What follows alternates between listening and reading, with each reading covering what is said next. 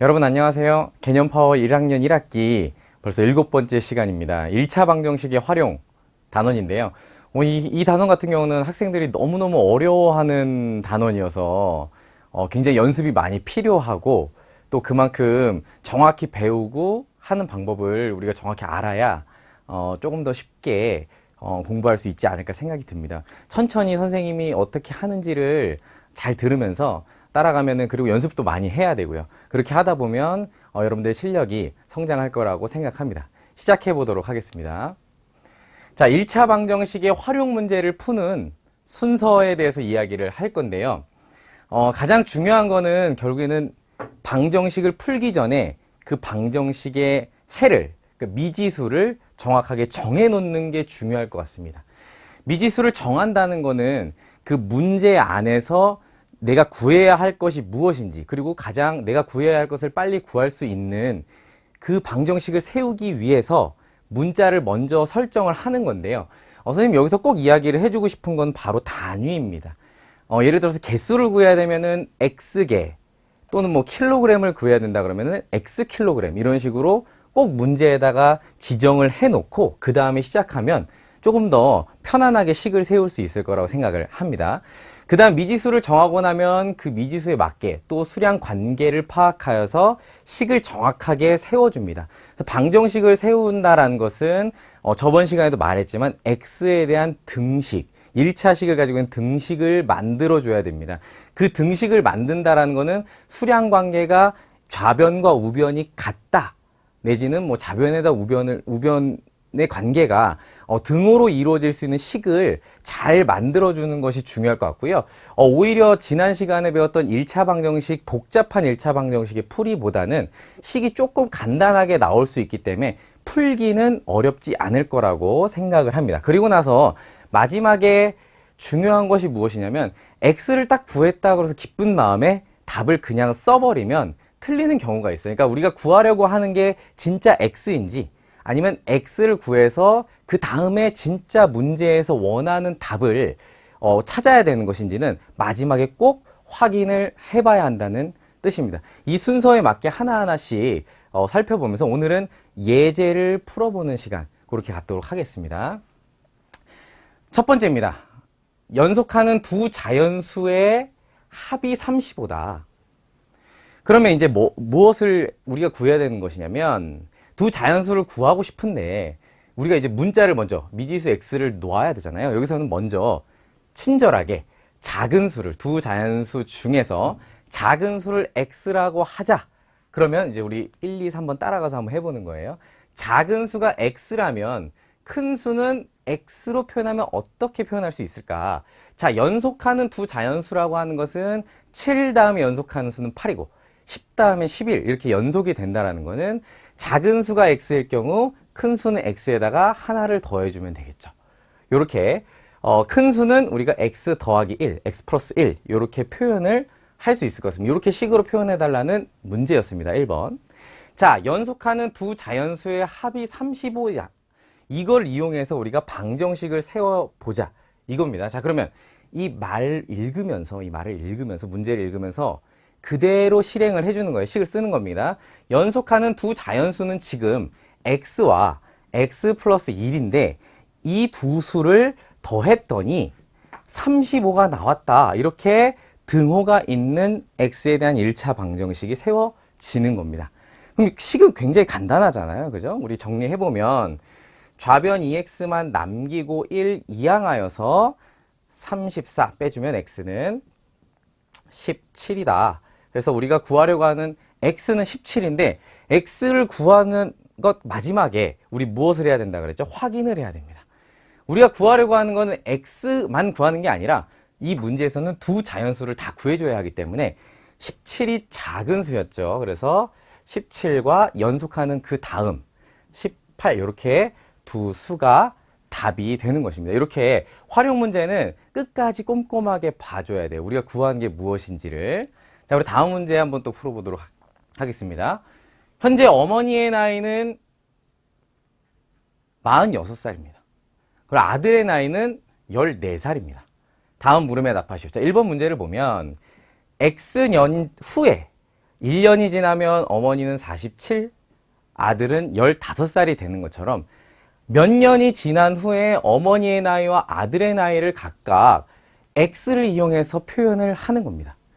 그러면 지금 현재 어머니는 46살이다. 이렇게 돼 있는데 X년 후에 그러면은 46에 X만큼 더해주면 되겠죠? 만약에 X가 10이면 10년 후면은 56세가 되는 것이고 15년 후면 뭐 61세가 되는 것이고 이런 식으로 X년 후에다 그러면 46 더하기 X살이 되는 겁니다. 그죠? 그럼 이렇게 써줄게요. 단위까지. 그리고 아들의 나이는 14 더하기 X. 같이 나이가 한 살씩 들어가는 거니까 이렇게 써주면 되겠습니다.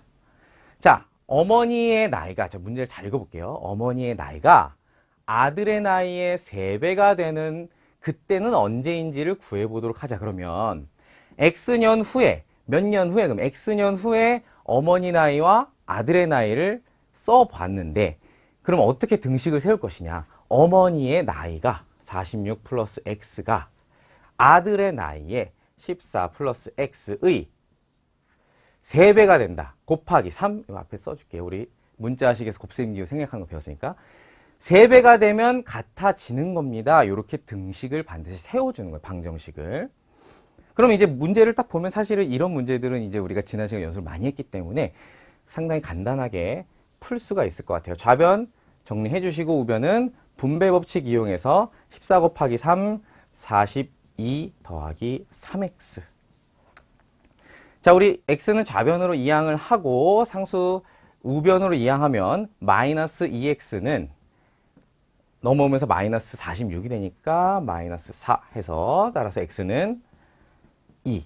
아, 무슨 말이냐면 x가 2라는 건 우리 처음에 x년 후 이랬으니까 2년 후에는 어머니의 나이가 아들의 나이의 3배가 된다는 뜻입니다. 한번 확인해 보도록 할게요. 2년 뒤에는 우리 어머니의 나이는 몇 세가 되냐면 48세가 되고 아들의 나이는 2년 후면은 16살이 되죠. 그러면 정확하게 3배가 되는 것을 확인할 수가 있습니다. 이런 식으로 마지막에는 우리가 구해야 되는 것이 맞는지에 대해서 확인을 해보는 것이 여러분들 실수를 줄이는 데 도움이 되겠죠. 다음 문제 한번 더 가보도록 하겠습니다. 어느 농장에서 닭과 돼지를 키우고 있는데 세어보니 모두 20마리였고 다리를 세어보니 모두 66개였다. 그리고서는 이제 물어보는 것은 우리가 닭을 좀 구하고 싶은 거예요. 닭이 몇 마리인지. 닭이 다리가 2개고 돼지가 다리가 4개라는 것을 알기 때문에 한번 우리 식을 한번 세워볼 건데 먼저 미지수를 무엇으로 놓을 것이냐. 친절하게 닭의 마리수가 X마리다. 이렇게 표현을 해볼게요. 그러면 일단 마리수가 닭이 X마리면 돼지가 몇 마리냐. 우리 합해서 20마리였기 때문에 닭이 10마리면 돼지도 10마리고 닭이 9마리면 돼지가 11마리고 뭐냐면 닭과 돼지 합쳐서 20마리가 되게끔 식을 만들어줘야 돼. 그러면 닭이 X마리면 돼지는 20에서 X만큼 빼준 만큼이 되겠습니다. 이렇게 표현을 하는 거예요. 이렇게 20-X 이런 거 되게 많이 나옵니다. 합을 주고 둘 중에 하나를 미지수로 놨을 때 다른 것을 식으로 표현할 수 있는 연습 많이 해야 됩니다. 자, 이제 다리의 개수를 볼 건데 닭은 다리가 한 마리에 2개씩 있고 돼지는 4개씩 있기 때문에 곱해주는 거예요. 만약에 X가 2마리면 다리가 4개고 닭이 만약에 5마리면 다리가 10개잖아요. 그럼 X마리다 그러면 몇이냐면 2X개다. 아, 닭은 마리수에다가 2를 곱해주면 다리의 개수가 총 다리 개수 나오니까. 돼지는 다리가 4개이기 때문에 4를 곱해주는데 중요한 것은 여러분들 여기서 반드시 20-X라는 수가 먼저 만들어져 있기 때문에 식이 먼저 만들어져 있기 때문에 이 수를 통째로 4를 곱해야 돼요. 그래서 괄호를 반드시 써서 식을 써준 연습을 해주도록 합니다. 이렇게 닭과 돼지의 다리수를 X로 표현을 한 겁니다. 그래놓고 다리가 모두 66개니까 닭의 다리수와 돼지의 다리수를 더하면 66이다. 는 66 이렇게 등식을 세워주는 겁니다. 한번 가볼게요. 2x에 4 괄호 20-x 더해줬더니 총 다리가 66개다. x에 대한 1차 방정식 간단하죠. 이런 풀이들은 여러분들 금방금방 해줘야 되는데 안 되면 우리 전 단원 다시 돌아가서 연습을 많이 해주고 돌아오도록 합시다. 우리 이런 괄호가 있으면 분배해서 풀어줍니다. 자, 한번 써볼게요. 2x 더하기 4에다 20 곱해서 80. 그리고 마이너스 살아있고 4x는 66이다. 이렇게 써놓고 동류항 정리해줍니다. 2x 마이너스 4x 우리 칸이 없으니까 이쪽으로 올라와 볼까요? 마이너스 2x 그리고 상수 이항 해주면 마이너스 80이 되니까 는 마이너스 14 이렇게 돼서 x는 7마리. 아, 그럼 x가 7마리야? 그러면 돼지는 한번 살펴볼까? 돼지는 몇 마리였다는 거지? 합해서 20마리니까 돼지는 13마리가 되는 것입니다. 혹시 의심이 된다면 x자리에 다리를 2를 곱해서 한번 계산을 해보세요. 합이 66이 맞는지 살펴보면 될 것 같습니다. 우리 다음 문제 보도록 하겠습니다. 자, 가로의 길이가 8cm인 직사각형의 둘레의 길이가 28cm입니다. 자, 둘레를 구해야 합니다. 자, 세로의 길이를 구하라는 문제이기 때문에 우리가 먼저 미지수를 놓고 가야 됩니다. 미지수는 바로 세로의 길이로 하도록 하겠습니다. 세로의 길이를 x 이렇게 놓으려고 하는데 선생님 처음에 여러분들께 말씀드렸다시피 가장 중요한 거는 우리가 미지수를 놓을 때 단위를 꼭 써주는 걸 습관적으로 하도록 하자는 거예요. 왜 그러냐면 물론 이 문제는 쉽게 풀 수 있는 문제지만 뒤로 가면 갈수록 어려운 문제 나오고 그때는 우리가 이게 지금 길인지 아니면 뭐 x가 얘는 지금 길이지만 x가 속력인지 뭐 농도인지 앞으로는 어려운 문제가 많이 나오니까 무엇인지 정확하게 특정을 해주는 게 중요해요. 그래서 우리는 세로의 길이 그러면 x 이렇게 그냥 놓는 것이 아니라 x 센티미터 이렇게 잘 단위까지 놓아주는 겁니다. 그 다음에 문제를 풀어보도록 하겠습니다. 가로의 길이가 8cm인 직사각형이다. 그럼 직사각형을 하나 만들어 볼게요. 그럼 여기가 가로가 8cm 그리고 세로를 지금 x 센티미터를 놨기 때문에 x 센티미터 이렇게 써놓고 우리가 둘레를 구한다 그러면은 가로가 지금 2개, 세로도 2개 이렇게 있으니까 가로가 2개 그리고 세로가 2개 합쳐서 2개면 2x죠. 더해서 둘레 총 28이 나온다. 이렇게 방정식을 세워주는 겁니다. 그죠? 그럼 이런 문제는 너무 쉽죠. 그죠? 우리 이런 문제들을 금방 풀기 때문에 바로 해보도록 하겠습니다. 좌변 2x 남기고 우변 이항하면 16을 빼주면 12cm 이렇게 돼서 x는 6cm가 되겠다. 그럼 확인해 보겠습니다. 만약에 여기 6이다. 그러면 8, 6, 8, 6 더해서 28cm 둘레 나오는 거 확인이 됩니다. 이렇게 해서 일단 단위까지 놓는 거 계속 문제 풀면서 우리 연습을 해보도록 할게요. 자, 학생들에게 사탕을 나눠주려고 하는데 한 학생에게 6개씩 이런 걸 좀 기억을 해두세요. 한 학생에게 6개씩 나눠주면 4개가 남고 7개씩 나눠주면 2개가 부족하다. 이렇게 얘기를 했습니다. 조금씩 어려워지고 있어요. 집중해 보도록 하겠습니다. 만약에 학생 수가 x명이라고 한다면 이렇게 단위까지 명수, 학생 수이기 때문에 명수. 한 학생에게 6개씩 나눠줬다 그러면 학생이 2명이면 12개, 3개면 18개 이런 식으로 가잖아요. 어떻게 하는 거야? 곱한 거지. 그러면 6개에다가 학생 수를 곱해서 6x가 되는데 거기에 4개가 더 있는 거예요. 사탕이. 그럼 사탕의 개수가 어떻게 되느냐? 총 6x에다가 남는 개수까지 다 더해서 6x 플러스 4 개수다. 이렇게 단위까지 꼭 써줍니다. 그리고 만약에 7개씩, 두 번째 7개씩 나눠주면 2개가 부족하다 그랬습니다. 그러면 7x 하면은 총 개수가 나올 것 같은데 거기서 2개가 빠져야 되는 거예요. 2개가 부족하니까. 그러면 7x에서는 2개를 빼준 개수다 이거죠. 지금 똑같은 사탕을 가지고 나눠주는 거였기 때문에 요렇게 나눠주는 거랑 요렇게 나눠주는 거 사탕 개수는 똑같다. 그래서 요거를 등식으로 꼭 등호가 있는 식으로 놓아주면 우리 식을 한번 써볼게요. 6x 더하기 4는 좌변, 우변은 7x 빼기 2다. 2개가 부족하기 때문에. 자, 이제 이 항에서 좌변은 마이너스 x, 우변은 마이너스 6. 따라서 x는 6이다. x는 뭐죠, 지금? 학생수. 따라서 답은 현재 6명이 되겠다. 이렇게 확인을 해주면 되겠습니다. 자, 다음입니다. 이제부터 진짜 조금씩 어려워지고 있습니다. 원가, 정가 문제. 자, 여기서 원가, 정가 이런 용어들이 여러분들 생소하기 때문에 먼저 짚고 넘어가면 이런 문제들을 풀 때는 어떤 거냐면 우리가 장사를 한다고 생각을 해야 돼요. 선생님은 학생들한테 특히 활용 문제를 풀 때는 내가 그 상황이 되어서 상상을 좀 많이 해보자 이렇게 얘기를 많이 합니다. 전에 문제 같은 경우도 내가 실제로 사탕을 나눠준다고 생각을 해보자. 6명씩 나눠주면 이런 식으로 상상을 직접 하는 거예요. 내가 지금 장사를 해야 돼서 물건을 사왔는데 그게 바로 내가 사온 가격이 원가예요. 예를 들어서 요 분필을 팔기 위해서 내가 이걸 1,000원에 사왔어. 어디 가서 1,000원에 싸게 사와가지고 이걸 더 비싸게 해서 팔 거야. 그럼 내가 사온 1,000원, 그게 바로 원가가 되는 거예요. 자, 거기에 30% 이익을 붙여서 정가를 정합니다. 정가는 내가 이것을 팔기 위해서 가격을 내가 만든 거야. 내가 1,000원에 샀으니까 1,000원에 팔면 안 되잖아요. 이익을 남겨서 예를 1,500원에 내가 팔기로 했어. 예를 들어서. 그러면 그 1,500원이 바로 정가가 되는 거예요. 아셨죠? 팔려고 지금 했는데 이게 팔려 안 팔려? 내가 너무 이익을 많이 붙였나? 잘 안 팔려서 어떻게 했냐면 이제 할인도 하고 그래서 결국에는 마지막에 실제로 판매된 금액까지 이렇게 이제 원가, 정가, 판매 금액 이런 것들도 알아야 하고요. 그리고 내가 이익이 생겼다라는 거는 처음에 이것을 처음 사왔을 때의 가격보다 200원이 더 비싸게 져서 마지막에 팔렸다. 그래서 그 차이가 바로 이익이 되는 거예요. 이런 용어들을 다시 한번 잘 정리하면서 가보도록 하겠습니다. 이 문제로 보면 우리가 원가가 X1이다 그러면 원가에 30% 이익을 붙인 정가를 한번 정해보자.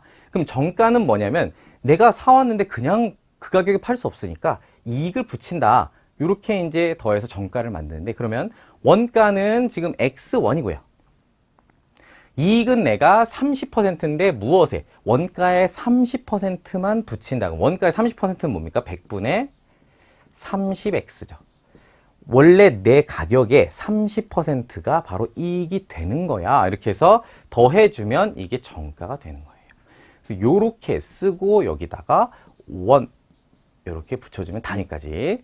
그럼 요게 정가구나 이런 걸 찾을 수 있어요. 그 다음에 팔려 안 팔려? 잘 안 팔려. 그래서 이 정가에서 400원을 조금 할인해 주자. 그렇게 하면 조금 팔릴 것 같아. 그래서 실제 판매 가격은 X 더하기 100분의 30X 정가죠. 여기에다가 400원을 할인해 줬어. 이게 바로 판매 금액이 되는 거예요. 이렇게 원. 자, 그러면 내가 실제로 이제 이 가격에 팔렸으니까 이 가격에 팔렸는데 내가 여기서 처음에 돈을 주고 사온 원가는 빼줘야지 마지막에 이익이 나오는 거잖아요. 그럼 판매 가격 여기서 조금 정리해 볼까요? 요거 먼저 1x에다 100분의 30x니까 약분해서 10분의 3이라 그러면 10분의 13x 이렇게 써볼게요. 그리고 400원 할인해 가지고 판매를 했는데 여기에서 원가를 빼준다. 원가 뭐 처음에 사온 거 x1 빼줬더니 그게 이익이 되는 거예요. 근데 그 이익이 얼마다? 마지막에 200원이 되었다. 이렇게 식을 세워주면 되겠습니다. 뭐 쭉 쓴 다음에 정리하는 게 사실은 좋고요. 지금 칸이 좀 부족해서 좀 정리를 하고 들어온 겁니다. 이렇게 쭉 썼으니까 먼저 동류항 x끼리 정리해주면 10분의 13x에서 x를 빼줘라. 10분의 3x 그리고 402항 해주면 우변은 600원 이렇게 되겠다. 그러면 10분의 3x가 600이니까 양변에 10 곱하고 3으로 나눠주면 얼마냐? x는 2,000원 이렇게 되겠다. 우리가 구하려고 하는 2,000원은 뭐다? 바로 이 상품을 처음에 사올 때 가격 원가. 우리가 구하려고 하는 원가가 되겠습니다. 연습을 많이 하셔야 됩니다. 용어가 무엇인지 여기서 지금 내가 어떤 식으로 사오고 팔았는지 이런 것들을 문장을 잘 읽으면서 식을 세워야 합니다. 알겠죠? 자, 다음 가보겠습니다. 이번 요 문제부터 상당히 이제 우리가 예전부터 봤지만 머리가 아픈 단원인데 우리 거리 속력 시간 거속시 문제 그쵸? 상당히 중요합니다. 선생님이 이 부분 할 때 특히나 처음에 얘기했던 부분처럼 단위 잘 맞춰주시고 그리고 식을 세울 때 그 식이 어떤 식인지 속력에 대한 식인지 거리에 대한 식인지 이런 것들을 잘 살펴가면서 해볼 테니까 잘 보고 여러분들도 연습을 많이 해보도록 합시다. 일단 기본적으로 거리라는 것은 속력에다 시간을 곱해서, 속력이 무엇이냐? 단위 시간단 간 거리잖아요. 예를 들어서 뭐 1분에 갈 수 있는 거리 몇 미터, 그걸 이제 분속 미터 이렇게 얘기를 하고, 1시간에 갈 수 있는, 그러니까 단위 시간에 갈 수 있는 거리가 속력인데 거기다 시간을 곱해서 상당히 간단한 개념이에요. 1분에 뭐 30m씩 2분 간다. 그럼 거리가 60m가 되는 거. 뭐 이런 식으로 곱해서 금방 만들 수 있죠. 이 식들을 정리해서 만든 것들이라고 그냥 간단히 생각해 볼 수 있을 것 같아요. 양변을 시간으로 나누면 속력을 구할 수 있고, 양변을 속력으로 나누면 시간을 구할 수 있다. 이렇게 해서 이제 보면은 팁을 드리자면 거리가 항상 분자다. 거리가 항상 분자다. 이렇게 이제 기억을 좀 해주면 좋겠습니다. 그리고 반드시 단위. 단위는 이게 지금 시간에 대한 얘기인지 분에 대한 얘기인지 초에 대한 얘기인지, 그리고 미터인지 킬로미터인지 이런 것들을 잘 살펴봐서 다르면 반드시 통일시키고 시작을 해도 좋습니다. 그렇게 하는 것이 훨씬 더 식을 세우기 편하니까. 자, 우리 문제 한번 보도록 하겠습니다. 집에서 학교까지 왕복을 하는데 갈 때는 시속 3km, 속력입니다. 올 때는 시속 2km로 걸었더니 총 2시간이 걸렸다. 어떻게 식을 세워야 될까? 머리가 아픕니다. 총 2시간이 걸렸으니까 뭐 갈 때 시간에다 올 때 시간 더해버리면 총 2시간이 된다. 이렇게 한번 식을 세워볼까? 여러 가지로 고민해 볼 수 있을 것 같아요. 일단 첫 번째, 무엇을 하느냐? X를 정해야겠죠. X는 우리가 구하려고 하는 거 한번 해볼게요. 집에서 학교까지의 거리를 X라 하자. X라 하자? 아니죠. X 킬로미터라고 하자. 반드시.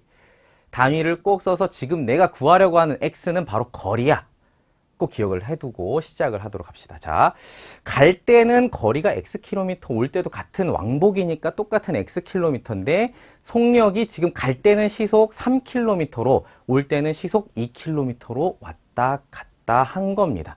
그럼 시간을 한번 써볼 건데, 시간 아까 우리 앞에서 봤지만 시간은 속력분의 거리다. 속력은 지금 우리 킬로미터, 시속 킬로미터 지금 단위는 잘 맞으니까 몇 시간이지? 속력분의 거리 3분의 X시간. 이렇게 쓸 수 있는 거죠. 단위 올 때는 X를 시속 2km로 걸어왔으니까 시간은 2분의 X시간이 걸린다. 이렇게 시간을 표현해 줬습니다. X로. 왜냐하면 총 2시간, 더하면 2시간이 되게끔 식을 세울 거거든요. 자, 그럼 갈 때 걸린 시간에 올 때 걸린 시간을 더해 봅시다. 3분의 X 시간, 2분의 X 시간, 총 2시간. 자, 지금 이 식을 선생님이 자꾸 시간 반복한 이유는 뭐냐면, 이 식은 시간 더하기 시간은 시간이야. 시간에 대한 식이야. 꼬이면 안 돼요. 여기서 그냥 만약에 X가 툭 튀어나왔다거나 아니면 그냥 3이 툭 튀어나왔다. 그럼 그냥 그렇게 되어지면 갑자기 시간에다 속력을 더해서 뭐 시간이 이렇게 안 되잖아요. 항상 시간을 구하고 싶으면 시간에다 시간을 더해야지. 그렇게 꼭 이 식이 어떤 요소를 가지고 있는 등식인지를 확인을 하셔야 됩니다. 지금 얘도 시간이고 얘도 시간이니까 총 시간이 이거지. 식은 굉장히 간단하죠. 그래서 풀어보도록 합시다. 양변에 우리 분모 있으면 분모의 최소 공배수 6을 곱해서 3분의 x, 지금 6을 곱해서 2x가 되고요. 우리 더하기 3x, 우변도 똑같이 6을 곱해서 12. 그 다음에 동류항 정리해서 5x는 12 잡아주시고, 그 다음에 x는 따라서 5분의 12 다음 이 x가 뭐지? 바로 킬로미터, 거리다. 집에서 학교까지의 거리가 5분의 12km다. 이렇게 단위까지 써서 헷갈리지 않도록 해줍니다. 아시겠죠? 이렇게 단위 맞춰주시고 미지수 생각할 게 참 많아요. 연습을 많이 해야 됩니다. 하지만 식을 세우면 보다시피 굉장히 간단하기 때문에 쉽게 풀 수 있거든요. 이렇게 식을 세우는 과정, 이것들을 연습을 해보도록 하겠습니다. 다 구했네요. 자, 방정식을 풀었더니 5분의 12. 그죠?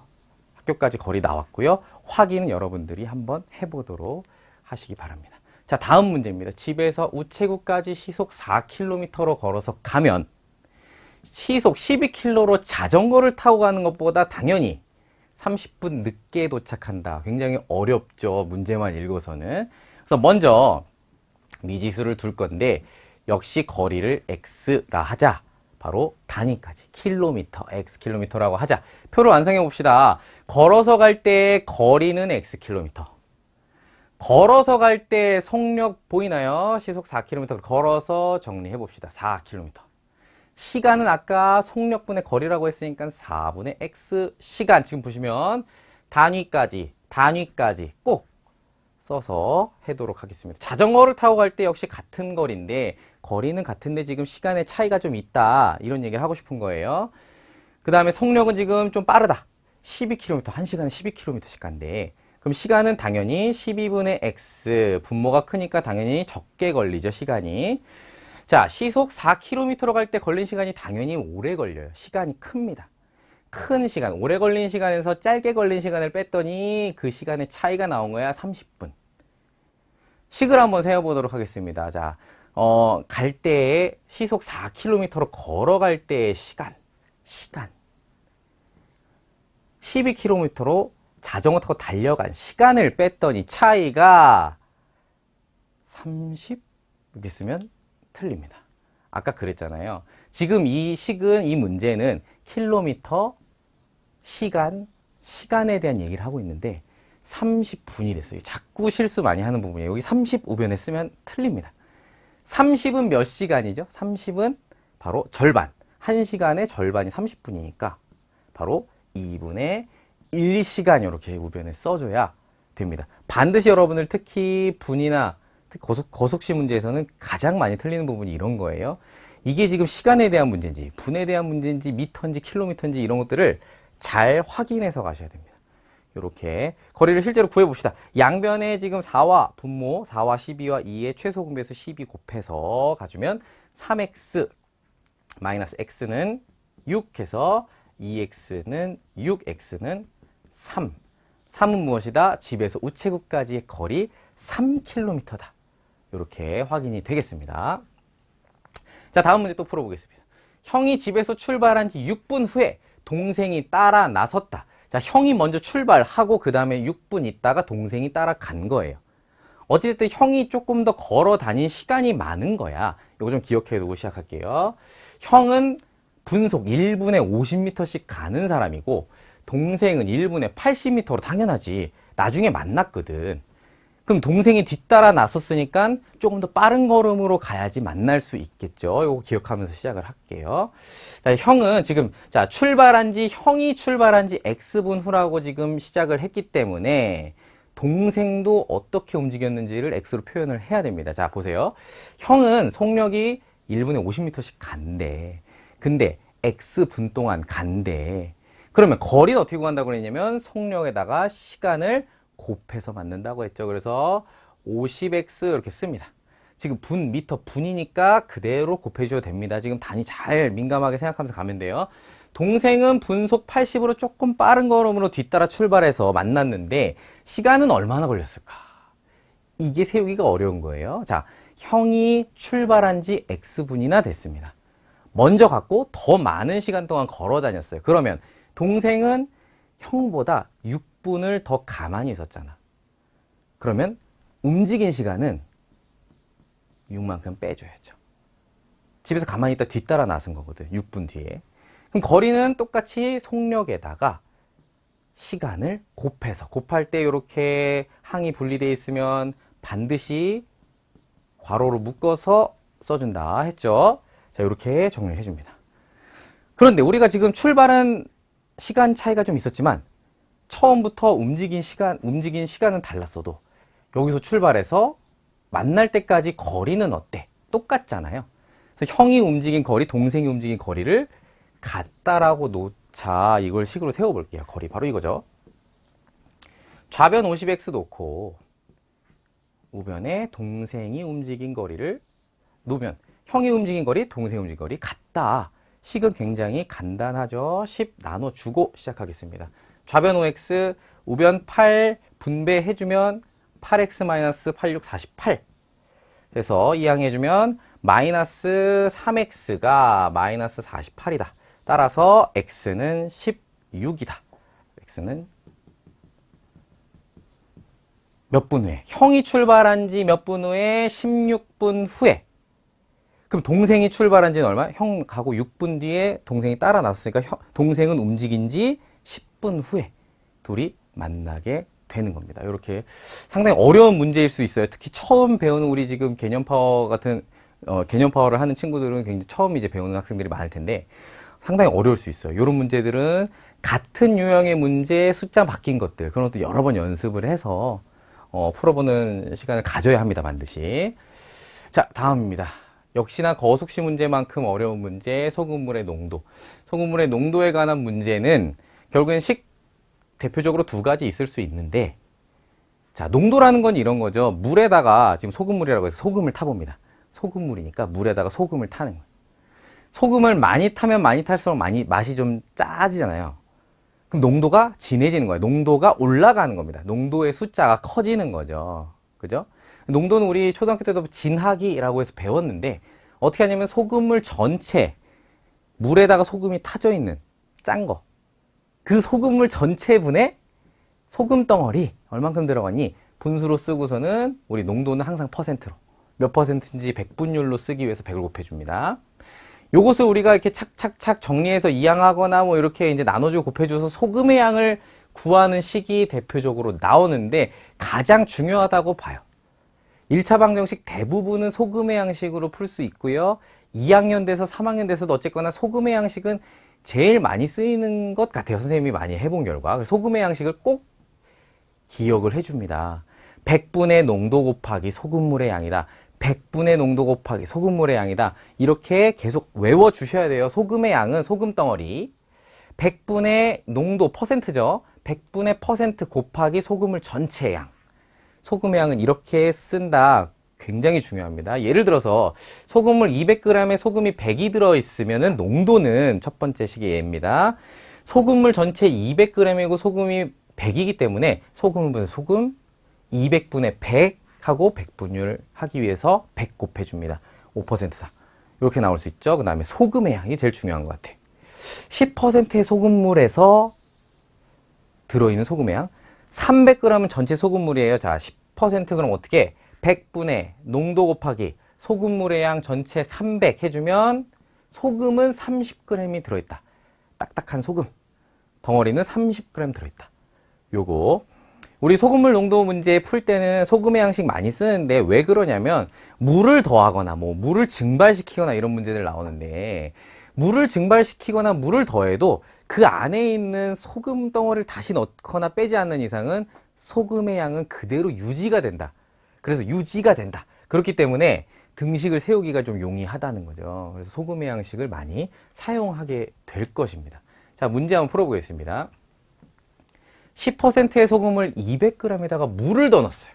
물을 넣었다는 거는 사실 소금의 양이 바뀌지가 않는다는 얘기예요. 그래서 처음에 원래 소금의 양과 물을 넣고 나서의 소금의 양이 똑같다. 는으로 넣는 등식. 그래서 방정식을 세워보는 겁니다. 자, 5%의 소금을 만들려고 합니다. 자, 해볼게요. 더 넣어야 하는 물의 양이 Xg이다. 그러면 물을 넣기 전과 후의 농도는 이렇게. 물을 넣었으니까 당연히 농도가 떨어지죠. 싱거워지죠. 그죠? 자, 소금물 전체는 자, 원래 200g이었는데 200. 거기다가 물을 더 넣었어. 그럼 당연히 소금물이 전체가 많아지겠죠. 일단은 얼만큼? 우리 물의 양 X 더 넣은 물의 양 200 더하기 X가 됩니다. 전체 양이 바뀌죠. 이렇게. 소금의 양은 그러면 아까처럼 어떻게 한다? 100분의 농도 곱하기 소금물 전체 이렇게 구할 거예요. 100분의 농도 곱하기 소금물 전체. 그럼 물을 넣은 다음에도 똑같아요. 100분의 농도 곱하기 100분의 5 곱하기 소금물 전체 반드시 항 분리되어 있으면은 괄호해서 곱하기 200 더하기 X. 반드시 써줘야 됩니다. 괄호 꼭 써주셔야 돼요. 자, 소금의 양이 변하지 않았다. 물만 넣었기 때문에 그럼 얘와 얘가 같다. 소금의 양은 같다. 해볼게요. 100분의 10 곱하기 200는 100분의 5 곱하기 200 더하기 X다. 이 소금물 농도 문제가 우리 학생들이 좀 힘들어하는 게 뭐냐면 물을 넣었는데도 뭔가 막 더 하고 싶은 거야. 바로 소금의 양은 그냥 는인데 뭔가 여기다가 X를 더 넣어야 되지 않을까? 더하기 좌변에다가 더하기 X 해야 되지 않을까? 아닙니다. 소금은 소금입니다. 변하지 않았어요. 꼭 기억하고 풀어보도록 하겠습니다. 양변에 100 곱해주고 좌변은 2000. 여기다 한번 해볼게요. 는 5 분배해주면 1000의 5x까지. 자, 이 항에서 1000은 좌변 1000이 5x니까 x는 200g이 되겠다. 확인해 볼 수, 더 넣어야 되는 물의 양은 200g이다. 확인해 볼 수 있겠죠? 자, 다음 마지막 문제입니다. 자, 농도 문제 마지막 6%의 소금물과 9%의 소금물 200g을 섞어서 8% 소금물 만들려고 하는데 6%의 소금물은 몇 그램 섞어야 하는지 구하시오. 그럼 먼저 미지수부터 정확히 6%의 소금물을 Xg이라고 해봅시다. 그러면 자, 6%에도 소금이 좀 있고요. 9%에도 소금이 좀 있으니까 더해주면 전체 양도 많아지고 그 안에 소금도 좀 많아지고 확인해 볼 수 있겠죠. 한번 식으로 세워볼게요. 소금의 양식입니다. 6%의 소금을 Xg에 담겨있는 소금의 양은 100분의 농도 곱하기 소금물의 양. 이게 바로 지금 첫 번째 6% 소금물에 담겨있는 소금의 양입니다. 거기에다가 9%의 소금물 200이니까 요거는 바로 나오겠네요. 100분의 농도 곱하기 소금물의 양 전체 해주면 이것은 두 번째, 지금 비커가 두 개인데 첫 번째, 두 번째 소금의 양을 더한 거예요. 는 소금 전체 소금물 어떻게 될까요? 100분의 8 할 건데 전체 양이 원래 X였는데 200g을 부었으니까 전체 소금물의 양이 X 더하기 200이 된다. 다시 한번 정리해 볼게요. 원래 X만큼 있었는데 Xg. 소금물 200 더했으니까 총 X 더하기 200이 되는 거는 맞다. 그죠? 그 안에 소금도 마찬가지로 더해주면 소금의 양식이 나온다는 얘기죠.